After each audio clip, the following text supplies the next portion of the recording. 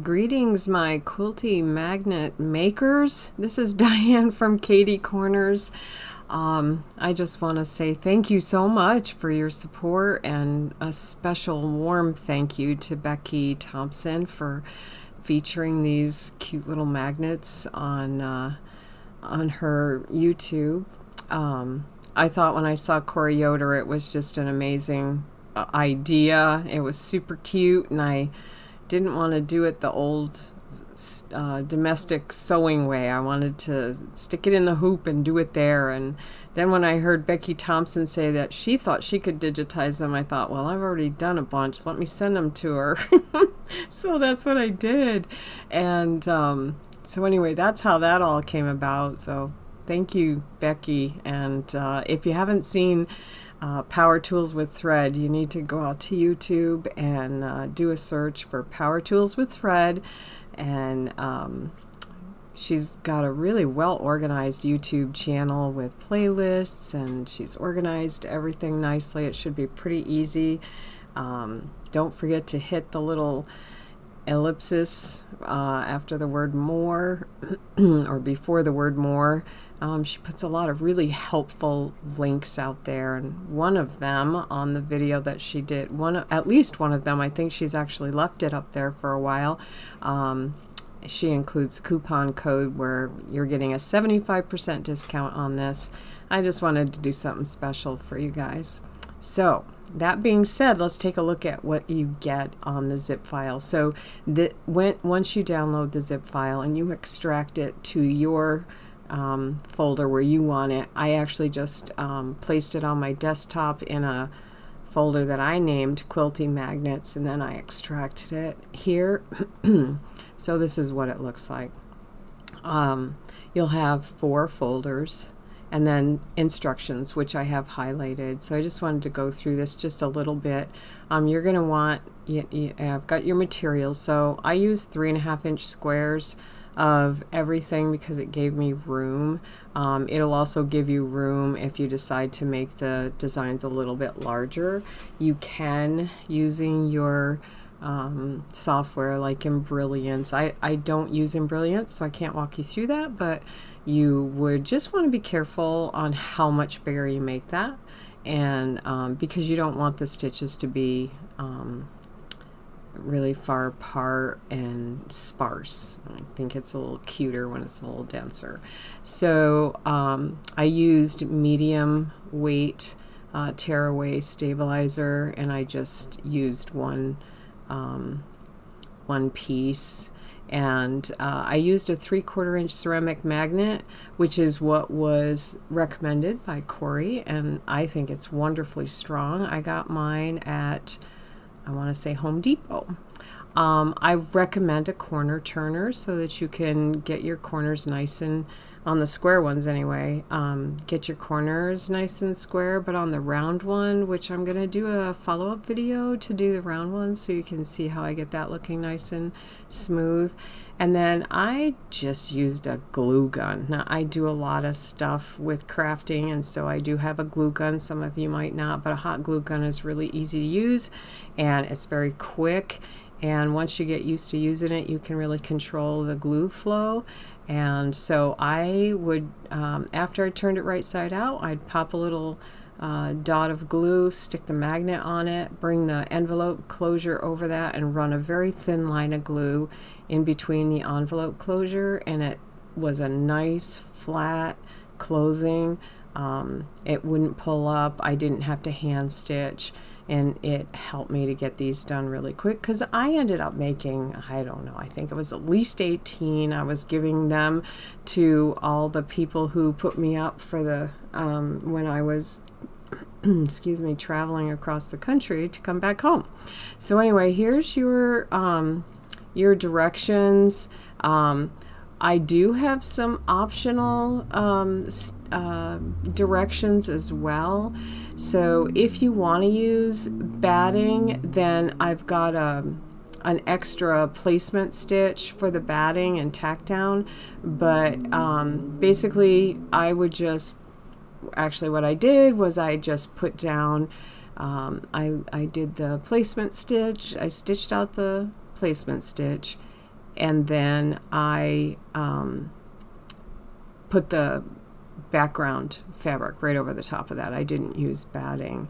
If you do use batting, I would recommend using an embroidery batting that is fairly thin but very strong and won't stretch out of shape when you're turning it inside out. I really like that for when I'm doing embroidery, especially fill embroidery that I would be doing in a quilt, and putting that, you know, doing a quilt block with it that would go into a quilt. So if you have a question about that, just let me know. I can put a link to that underneath this video if I remember to do that. So, but you can always go to the Contact Us page and slip me a little note if you're interested in knowing what the embroidery batting is that I use.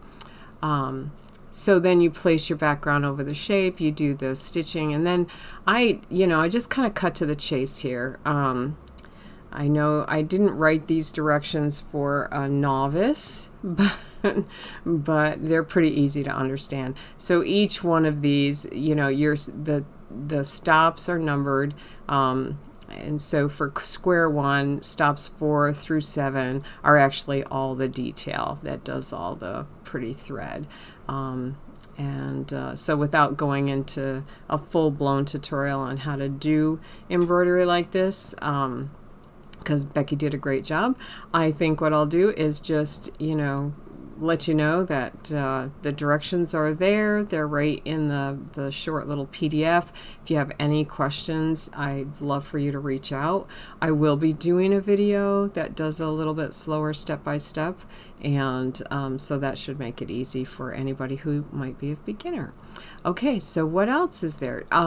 So this is the folder that you want to go in if you just want to pop the Quilty square, you know, pop one in your hoop and let it go. So you want to go in here. I'm just going to hit PES. You want to go in here, and this is the Quilty squares 1 through 12.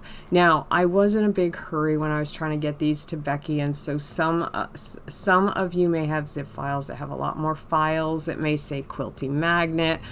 At one point, I decided to rename everything so that it would be you know, consistent with the directions. And so I think there's some people who might have Quilty Square 1 through 12, and they might have Quilty Magnet 1 through 12.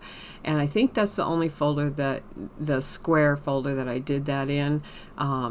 So I apologize for that. You can just delete the Quilty Magnet ones. The Quilty Square ones are the ones that are the final.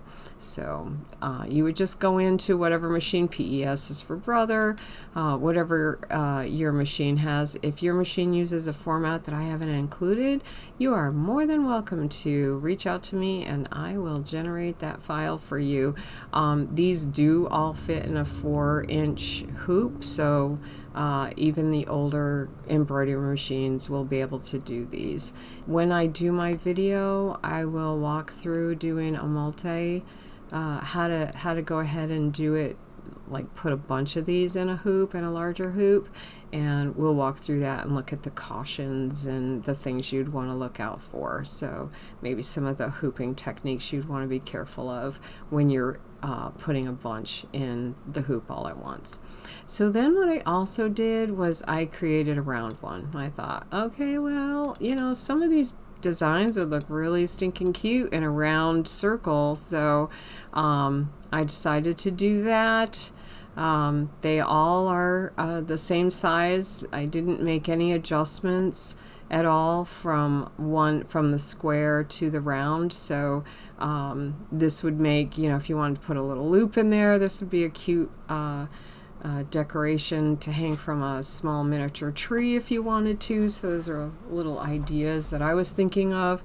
I also want to tell you that I chose 5 thread colors. I think you'll notice I used green, purple, red, gold. Let me see if I have any others. Green, purple, red, gold. Maybe I just used 4 colors. Looks like I only used 4 colors. And I used the same 4 colors for all the magnets. And I thought, well, that's going to be, oh, and yeah, so 4 colors in all the magnets all together, just so they'd be a set. So, you know, you don't need a ton of different colors to do all 12 of these, but, you know, picking out 4 colors would be pretty good. So it'd be pretty easy. So that's the Quilty round. Same exact process as the square, only it ends up in a round. So it's still got the envelope closure, and yeah, we'll do those too. So then what I did was I said, you know, the blocks themselves are really stinking cute. I know I want to use these to make badges, little buttons, put them on towels, maybe put them in the corner of a handkerchief or whatever. Some of them are just really cute. I also put these on felt, and I make little covers to put candy in, like your Hershey nuggets and things like that. So these will work well for that. Okay, so I wanted you to have those so you could take just this part of it with nothing else and put it on anything that you want, and have fun with it. So the last folder is the bonus designs. So since I gave you these Quilty blocks that you could do anything else with, of course your your embroidery machines have a lot of designs as well. And so what I did was I gave these bonus designs. So they're named specifically for the process. So this bonus one is the circle magnet holder, and this is the first design that you would load into your machine, and then you would go to your machine and load another design. Like I have a Minnie Mouse, and I think little Mickey Mouse hat would look cute in one of these for someone to stick on their notebook or whatever. And so then you load that design onto the hoop, and then you would look for, so this is the circle, I meant to say round, but I said circle. And then after you load your design out of your machine, then you would come back to this folder and get this design, which is the ending. This is the envelope closure steps after you do the detail work. So there's basically 3 steps. They're just a few stops, but there's 3 steps. There's showing you where everything's going to go and putting your background and batting down, and then there's doing your design, and then there is the closure. And so I wanted you to have these so that you could make your own. You could put a letter in there. You could write a word with these and say Merry Christmas all across your top of your refrigerator with these, and you could give your grandkids things to do. So, and the round and the square, there's a square start here and a square closure. So I ripped those apart for you so you could make your own. And gosh, I'd love to see what you do. I hope that this is kind of a fun thing for you, and keep an eye out. I'm going to try to do some videos here real soon. Again, I was traveling when I did this, and I haven't had time to do things step by step that I like to do when I do a full embroidery from one end to another. So I want to say thank you again, and I hope that this has been helpful to you. Always just go to katiecorners.com and hit the contact us. If you have any questions, you can get me directly like that. If I answer you back, you can use that email, and you can always go to the Facebook page and call out my attention. You know, and if you just want to know, if you want to be informed about when I'm going to do videos, I do have a YouTube channel. To anybody who has purchased my these designs, I did send an email out on the 28th of February to all of the newbies. Every customer who bought the Quilty magnets, I sent out a a welcome, and that sits in the newsletter tab of my website. So if you bought Quilty magnets after the 28th, you might not have gotten all the information about how to stay connected with me. So again, a great big huge thank you to Becky. And to all of you. You were very kind, and it was fun getting to talk with some of you and email some of you and get to know you. So I hope that continues. So happy stitching, and may your bobbins always be full.